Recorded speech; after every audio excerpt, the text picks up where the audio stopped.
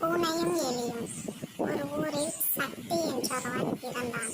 அவன் வீட்டில் எலித்தொல்லை அதிகமாக இருந்ததால் எலியை பிடிக்க பூனை ஒன்றை வளர்க்க ஆரம்பித்தான்.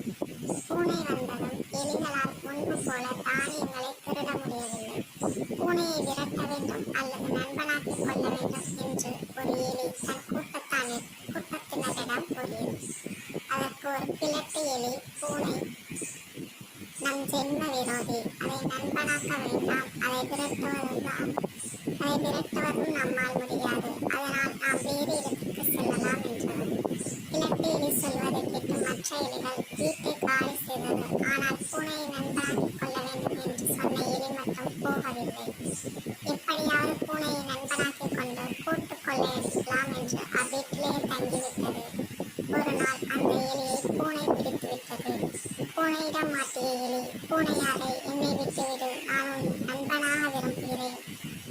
என்னை விட்டுவிட்டால் உனக்கு தினமும் விதவிதமான தின்பண்டங்களை தருகிறேன். மேலும் உனக்கு பாலும் காய்ந்த ரொட்டியும் தானே கிடைக்கிறது என்று ஆசை வார்த்தைகள் கூறியது. பூனையோ, எலியே, எனக்கு பாலும் காய்ந்த ரொட்டியும் போதுமானது.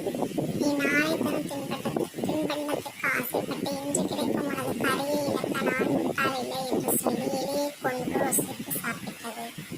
நீதி, எதிரிகளிடம் நியாயம் எதிர்பார்க்க